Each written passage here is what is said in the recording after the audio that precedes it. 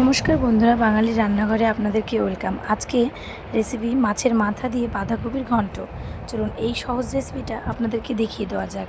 আমি কি স্টাইলে রান্না করি আপনারা দেখুন, অবশ্যই আপনাদের ভালো লাগবে। প্রথমেই আমি কড়াই দিয়ে দিয়েছি গ্যাসের উপরে, তারপরে তেল দিয়ে দিলাম।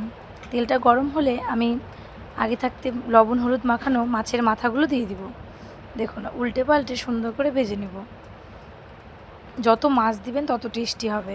আমি এখানে একটা মাছ দিয়েছি আর মাছগুলো প্রায় আমার ভাজা হয়ে গেছে।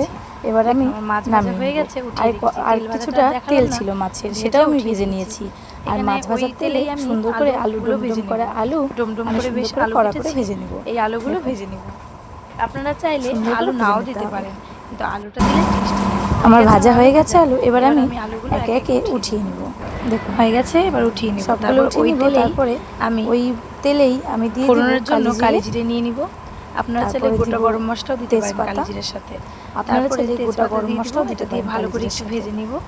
তারপরে শুকনো লঙ্কাও দিতে পারেন। আমি কেটে রাখা পেঁয়াজ, তারপরে কেটে রাখা পেঁয়াজ দিয়ে দিব। পেঁয়াজটা ভালো করে সুন্দর করে ভেজে নিতে হবে, ভালো করে ভেজে। আর এখানে মশলা নিচ্ছি আমি, আর এখানে পেস্ট আছে আদা আর কাঁচা লঙ্কা পেস্ট করে নিয়েছি, সেটা আমি দিয়ে দিলাম। দিয়ে ভালো করে অনেকক্ষণ বেশ কষাবো, সুন্দর করে মিক্স করে কষিয়ে নেব। দারুণ টেস্টি হয়। দেখুন আমি গ্যাসটা লো করে এইভাবে রান্না করে দেখুন বাঁধাকপি মাছের মাথা দিয়ে একদম খেতেই চাইবেন। মশলাটা আস্তে আস্তে সুন্দর করে নেড়ে চেড়ে নিচ্ছি। তারপরে আমি এর মধ্যে দিব হলুদ আর তারপরে আমি হলুদ আর কাশ্মীরি লঙ্কা দিয়ে ভালো করে মিক্স করে দিয়ে দিব। তারপরে আবার কিছুক্ষণ বেশ কিছুক্ষণ কষাবো, দিয়ে রাখবো। তারপরে দিয়ে দেবো কেটে রাখা টমেটো। এখানে আমি একটা টমেটোই দিয়েছি। টমেটো দিয়ে আবার ভালো করে কষাবো। তারপরে আমি লো করে দিব গ্যাসটা। তারপরে আমি ঢেকে দিব। ঢাকা উঠিয়ে দেখুন কত সুন্দর হয়ে গেছে, টমেটো থেকে জল ছেড়ে দিয়েছে। তারপরে আমি আরেকটু কষিয়ে নেব যতক্ষণ তেল না ছেড়ে দেয়। দেখুন মশলাটা দেখে কত সুন্দর লাগছে,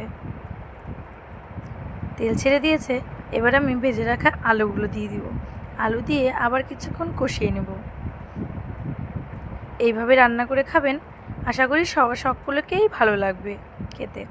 তারপরে কেটে রাখা বাঁধাকপি ঝুরি ঝুরি করে এটা আমি কড়াইতে দিয়ে দিব মশলার উপরে, দিয়ে ভালো করে নেড়ে চেড়ে মিশিয়ে নেব। দেখুন মেশানো হয়ে গেছে, দেখুন মিক্স করে নিয়েছি সুন্দর করে। এবার ভাজতে হবে, অনেকক্ষণ বেশ ভেজে নিতে হবে। আমি তো আগে লবণ দিইনি, এখন আমি লবণ দিয়ে দিব। লবণ দিয়ে সুন্দর করে মিক্স করে ঢেকে দিব। এখানে 2 চামচ লবণ নিয়েছি।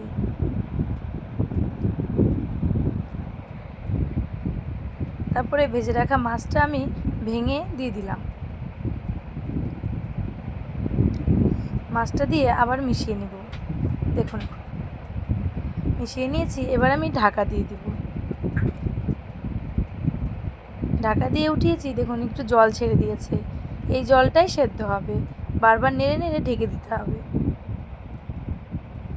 আবার একটু নেড়ে দিলাম, তারপরে আবার একটু ঢাকা দিয়ে দিব।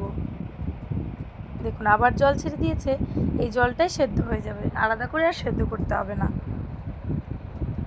এইভাবে রান্নলে কপির যে একটা উগ্র গন্ধ কিছুই থাকে না জানেন। আমার বাড়িতে খুবই ভালো খায় এই রান্নাটা।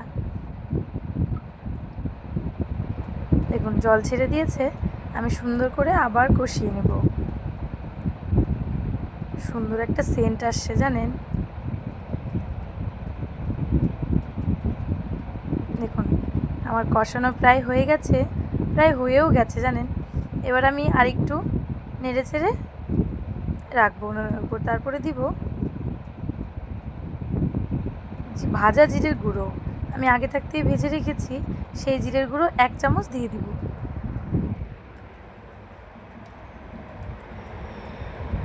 দিয়ে দিয়েছি, হয়ে গেছে আমার বাঁধাকপি দিয়ে মাছের মাথা দিয়ে বাঁধাকপির ঘন্ট। এবার আমি নামিয়ে নিব। দেখুন নামিয়ে নিয়েছি, কত সুন্দর হয়েছে, খেতেও খুব দারুণ হয়েছে। আপনারা বাড়িতে ট্রাই করবেন, কমেন্ট করে জানাবেন কেমন লাগলো দেখতে। নমস্কার, আবার দেখাবে নতুন একটা ভিডিওতে।